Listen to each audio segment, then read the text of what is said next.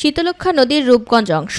দূর থেকেই চোখে পড়ে কালচে পানি, ভাসমান ময়লা আর পলিথিনের স্তূপ। বিভিন্ন শিল্প কারখানা থেকে সরাসরি ফেলা হচ্ছে অপরিশোধিত বর্জ্য। এতে নদীর স্বাভাবিক প্রবাহ যেমন ব্যাহত হচ্ছে, তেমনি মারাত্মকভাবে দূষিত হয়ে পড়ছে পানি।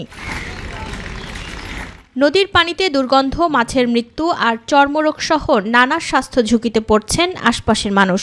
একসময় এই নদীর উপর নির্ভর করেই চলত বহু পরিবারের জীবন জীবিকা। দূষণের কারণে এখন সেই জীবিকা হারানোর পথে। শীতলক্ষ্যা নদীতে আমরা হাত দিলে হাত চুলকায়। ওই শীতলক্ষ্যা নদীতে পানিতে গোসল করতাম, মাছ ধরতাম, কাপড় চোপড় ধুতাম। এখন এই মিল কারখানার পানি, ময়লা পানি এসে শীতলক্ষ্যার পানি নষ্ট হয়ে গেছে। আগে পানি একসময় খাইতাম, অনেক খাইতে পারি না, কারণ ময়লা টলা সব ফালাই দেয়।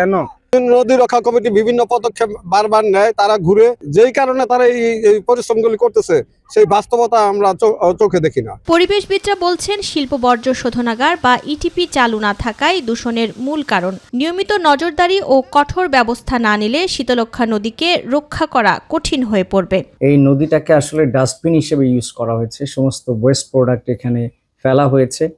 তো আমরা চেষ্টা করছি আমাদের মোবাইল কোর্টের মাধ্যমে যে সমস্ত ফ্যাক্টরিতে ইটিপি নাই সেগুলোকে ইনশিওর করা। শীতলক্ষ্যা নদীকে রক্ষা করতে হলে অবৈধ বর্জ্য ফেলা বন্ধ সহ কার্যকর উদ্যোগ জরুরি বলে মনে করছেন স্থানীয়রা। নইলে অদূর ভবিষ্যতে এই নদী কেবল নামেই থাকবে, বাস্তবে পরিণত হবে মৃত নদীতে। হাফিজা খানম জুথি, মাই টিভি নিউজ ডেস্ক।